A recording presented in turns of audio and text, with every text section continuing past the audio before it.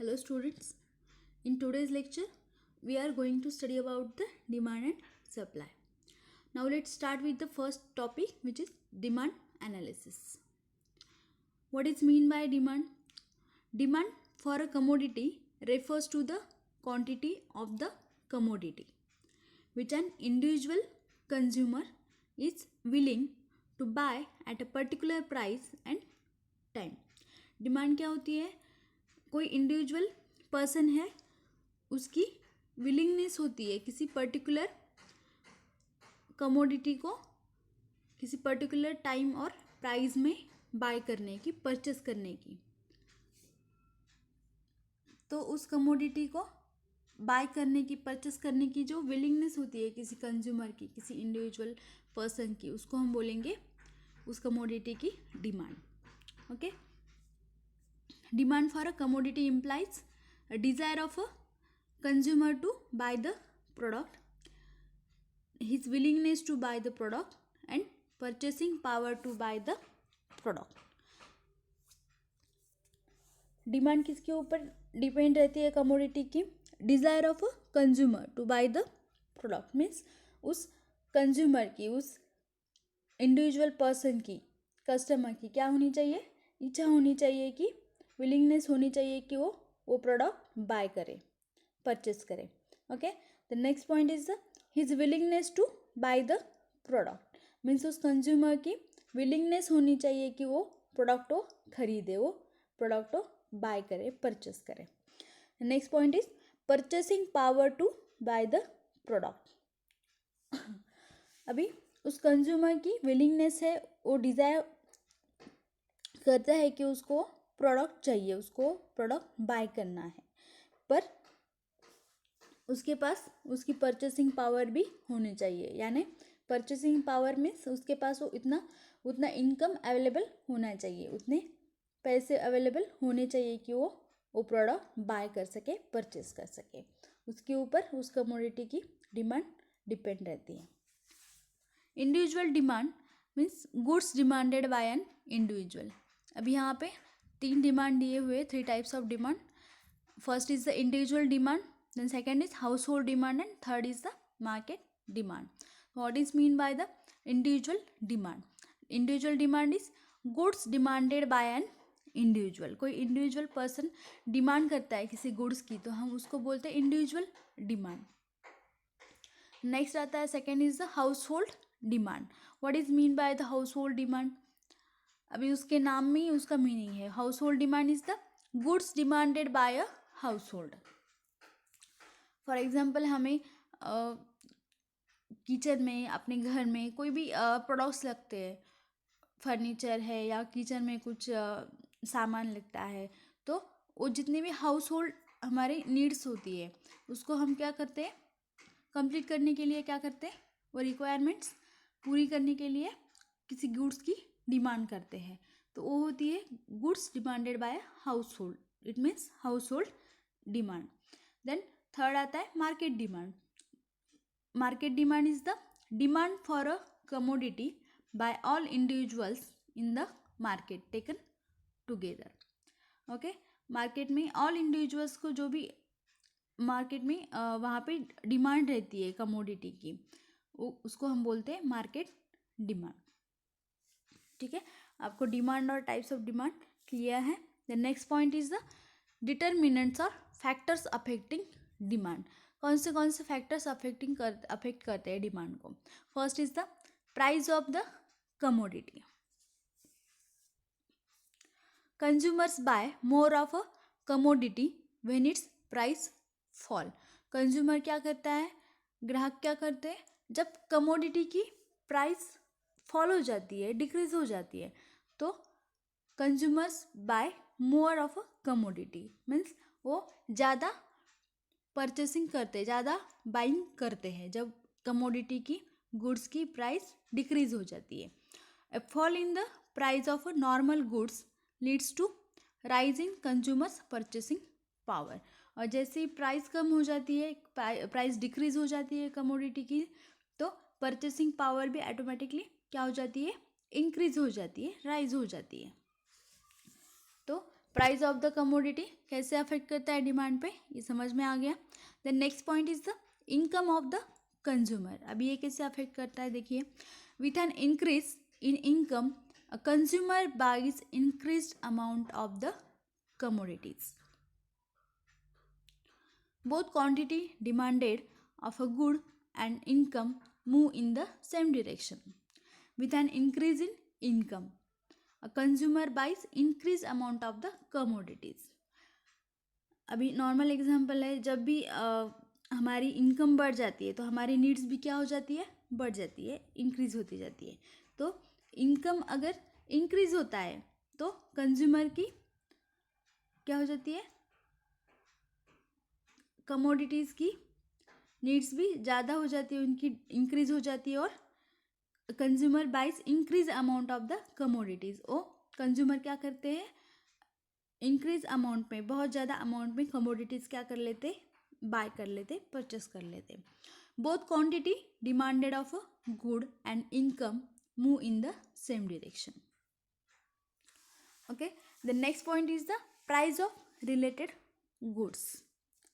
When change in price of one commodity influences the demand of the other commodity. अभी किसी commodity की price कम हो जाती है तो उसका इन्फ्लुएंस, उसका प्रभाव किसके ऊपर पड़ता है, influence the demand of the other commodity पे उसका इन्फ्लुएंस हो जाता है. It implies that two commodities are related. अगर वो टू कमोडिटीज़ क्या है, दो कमोडिटीज़ एक दूसरे के रिलेटेड हैं. Related commodities are of two types. वहाँ पे दो टाइप्स है. रिलेटेड गुड्स में क्या क्या आता है, substitute and complements goods.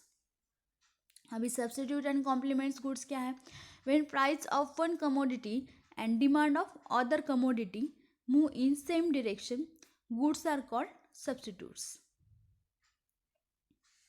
Okay, example tea and coffee, apple and pears. It means substitute यानी क्या होता है, अगर आपके पास, आपको क्या करना है, हॉट ड्रिंक लेना है, टी लेना है या कॉफ़ी लेना है, पर क्या हुआ है, टी की, चाय की प्राइस क्या हो गई है, बढ़ गई है, टी की प्राइस बढ़ गई है. तो आप क्या कर सकते हो, वहाँ पे आप सोच सकते हैं कि नहीं, मैं टी के ऊपर इतना पैसे खर्चा नहीं कर सकता हूँ, इतना पैसा खर्चा नहीं कर सकता, मुझे इतने एक्सपेंसेस नहीं करने हैं, तो मैं इसके बदले क्या करूँगा, कॉफ़ी परचेस करता हूँ. तो टी को सब्स्टिट्यूट है कॉफ़ी और कॉफ़ी को सब्स्टिट्यूट है टी. ओके, वैसे ही एप्पल को सब्स्टिट्यूट है पियर्स और पियर्स को सब्स्टिट्यूट है एप्पल. तो आप काम चला सकते हैं कि ठीक है भाई, टी नहीं तो कॉफ़ी या कॉफ़ी नहीं तो T. Okay, then on the other hand, when price of one commodity and demand of other commodity move in opposite direction, goods are called complementary goods. For example, bread and butter, pen and ink, petrol and automobiles, etc. अभी complementary goods क्या होता है, complementary goods create value when used together but offer little to no value when used alone. Okay, यहाँ पे जो example दिए है आपने देखा होगा, अगर आप कॉम्प्लीमेंट्री गुड्स को दोनों को साथ में यूज़ कर रहे हो तो उसको उसकी वैल्यू रहती है, पर अगर आप किसी एक को यूज़ कर रहे हो तो उसकी वैल्यू नहीं रहती वहाँ पे. क्योंकि आप पेन एंड इंक का एग्जांपल ले लो, अगर आपके पास पेन है पर वहाँ उसमें इंक नहीं है, इंक ख़त्म हो गई है, तो उसका कुछ फ़ायदा है क्या, नहीं. तो वहाँ पे कॉम्प्लीमेंट्री गुड्स भी चाहिए, उसको इंक भी चाहिए, पेन को इंक भी चाहिए. ओके, वैसे ही आप बाइक और पेट्रोल का एग्जांपल भी ले सकते हो. आपके पास बाइक है पर पेट्रोल की प्राइस क्या हुई है, इंक्रीज़ हो गई है, पर विदाउट पेट्रोल बाइक रन कर सकती है क्या, नहीं चला सकते आप बाइक. ठीक है, तो वो होता है complementary goods. Complementary goods should not be confused with substitute goods. Okay, substitute goods are different products or services that satisfy the same consume needs. जैसे कि हमने अभी डिस्कस किया था टी और कॉफ़ी और apple and pears. The iPhone and Samsung phones are different products. If the price for one phone increases, consumers may switch to the other to satisfy their mobile communication needs. Okay, इतने examples काफ़ी है. तो clear है आपको substitute and complements goods क्या होता है और उसका प्राइस से डिमांड पे क्या इफेक्ट होता है. Next point is the taste and preferences. तो अभी इसका क्या इफेक्ट होता है डिमांड पे, देखिए.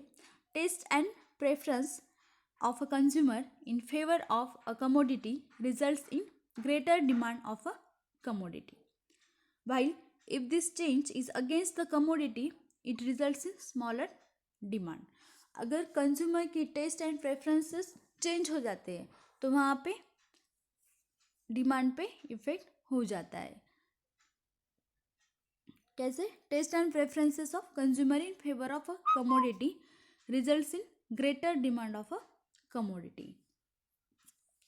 अगर किसी प्रोडक्ट को, किसी कमोडिटी को कस्टमर्स क्या कर रहे हैं, ज़्यादा प्रेफरेंस दे रहे हैं. फॉर एग्जांपल आईफोन है, सबको आईफोन ही चाहिए, तो आईफोन को वो ज़्यादा प्रेफरेंस दे रहे हैं. वहाँ पे उनकी टेस्ट क्या है, आईफोन है, तो वहाँ पे आईफोन का क्या हो जाएगा, डिमांड इंक्रीज हो जाएगा. ओके, तो क्लियर है डिटर्मिनेंट्स और factors affecting demand. Next point is the demand function. A mathematical expression of the relationship between quantity demanded of the commodity and its determinants is known as the demand function. When this relationship relates to the market, it is called market demand function. Next point is the law of demand. बहुत interesting है law of demand. कैसे होता है देखिए. Law of demand states that higher the price lower the quantity demanded and vice versa. अभी कैसे हो जाएगा. Law of demanded states that higher the price lower the quantity demanded means किसी commodity की, गुड्स की प्राइस इंक्रीज हो जाती है, हाई हो जाती है, इंक्रीज हो जाती है, तो ऑटोमेटिकली वहाँ पे क्या हो जाता है, क्वांटिटी डिमांडेड लोअर हो जाती है. डिमांड कैसे हो जाती है, उस प्रोडक्ट की, उस कमोडिटी की डिक्रीज हो जाती है.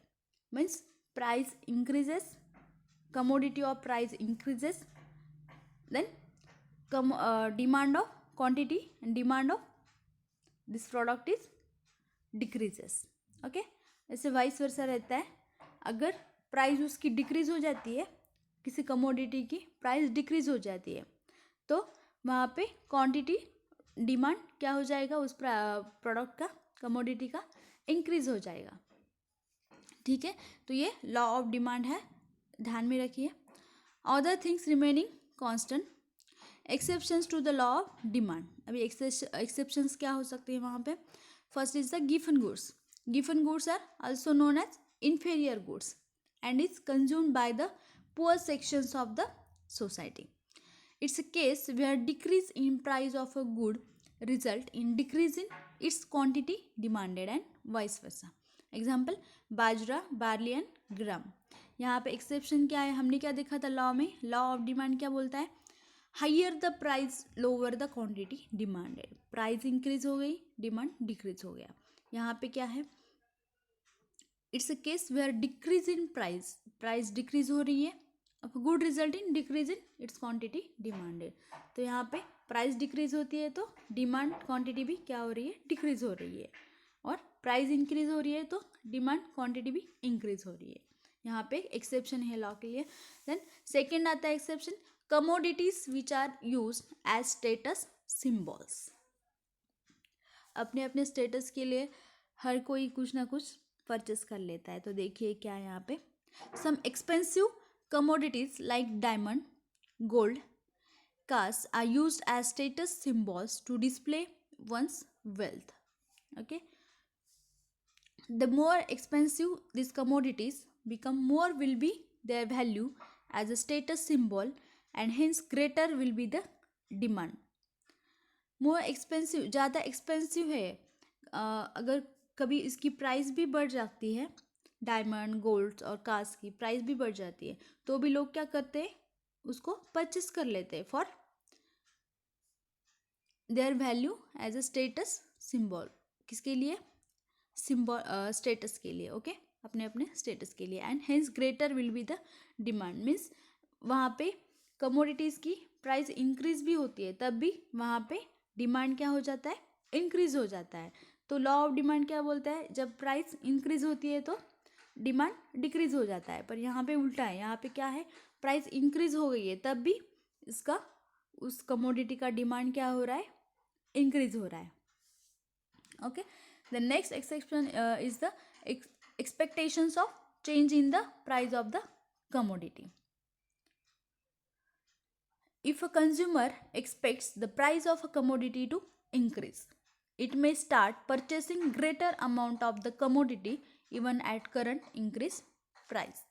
Exceptions of change in the price of commodity means लोगों को क्या लगता है, कभी कभी XYZ कोई कमोडिटी है, कोई प्रोडक्ट है, उसकी प्राइस बढ़ सकती है। वो लोग क्या करते हैं, एस्टिमेट कर लेते हैं, प्रेडिक्ट कर लेते हैं कि अरे अभी इस मंथ में तो प्राइस इसकी कम है, पर कम तो नहीं बोल सकते, पर हाँ ठीक ठाक प्राइस है उसकी, पर नेक्स्ट मंथ में क्या हो सकता है, इसकी प्राइस और बढ़ सकती है। तो हम क्या करें, अभी वो प्रोडक्ट परचेस करें क्योंकि हमें ज़्यादा एक्सपेंसेस करना ना पड़े नेक्स्ट मंथ में। तो ऐसा हो सकता है। दैट टाइम क्या होता है, उसकी प्राइस ज़्यादा भी है तो भी लोग क्या कर रहे हैं, प्राइस इंक्रीज भी हो गई है फिर भी लोग क्या कर रहे हैं, उस कमोडिटी को, उस गुड्स को क्या कर रहे हैं, परचेस कर रहे हैं ग्रेटर अमाउंट में। ओके, तो वहाँ पे प्राइस इंक्रीज हो रही है फिर भी उसका डिमांड क्या हो रहा है, इंक्रीज हो रहा है, उस कमोडिटी का डिमांड इंक्रीज हो रहा है। तो एक एक्सेप्शंस है। नेक्स्ट, ठीक है, इतने हो गए exceptions to the law of demand. तो डिमांड, फैक्टर्स अफेक्टिंग डिमांड और demand function and the law of demand हमने यहाँ पे अभी डिस्कस किया। नेक्स्ट टॉपिक हम नेक्स्ट लेक्चर में डिस्कस करेंगे।